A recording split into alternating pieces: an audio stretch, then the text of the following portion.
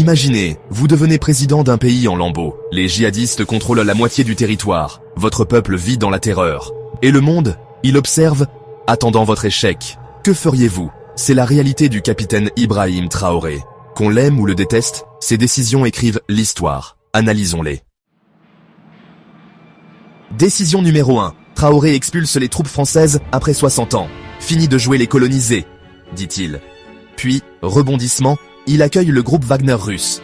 Les critiques hurlent, vous pactisez avec des criminels. Mais voici la vérité crue, la France n'a pas stoppé les terroristes. Wagner a apporté drones, armes et résultats. Éthique? Peut-être pas. Efficace? Traoré clame avoir repris des villes, mais à quel prix? La France prenait notre or. La Russie combat avec nous. On jugera au résultat. Feriez-vous confiance à une puissance étrangère qui a saigné votre pays? Ou tenteriez-vous le diable avec un allié controversé? Décision numéro 2. Traoré arme 50 000 civils. Ordre de frappe aérienne. HRW rapporte des villages bombardés, des enfants tués. Sa défense? C'est la guerre. Brutale? Absolument. Mais voici le dilemme, quand les terroristes décapitent des enseignants et brûlent des écoles. Combattons proprement ou pour gagner? On n'est pas des saints.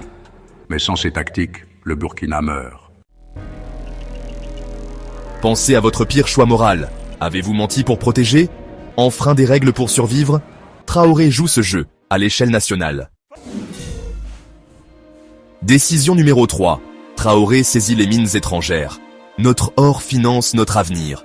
Les investisseurs paniquent, mais 80% des Burkinabés vivent avec 2 $ par jour. Si vous voyez des étrangers s'enrichir pendant que votre famille crève de faim, reprendriez-vous le contrôle? Ou continueriez-vous à mendier des miettes? Ce n'est pas que de la politique, c'est une équation vie ou mort. Décision numéro 4. Il reporte les élections à 2027. Pas de démocratie sans sécurité. On dirait une excuse de dictateur, non? Mais si votre ville était bombardée demain, vous soucieriez-vous du vote? Ou juste de rester en vie? C'est un précédent dangereux.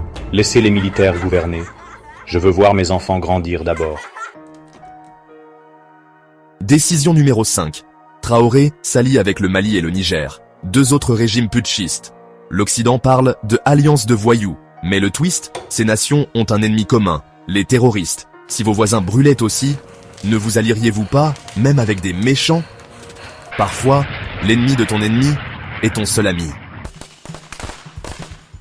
Les choix de Traoré sont sales, controversés, humains. Il joue aux échecs 4D avec des balles et de l'or. Mais la question reste, en crise, faut-il des héros ou des survivants? Dites-moi en commentaire, feriez-vous ces choix? Likez si cette vidéo vous a secoué. Abonnez-vous pour du réel politique sans filtre. Et souvenez-vous, les décisions les plus dures ne sont pas entre bien et mal, mais entre pire et pire encore.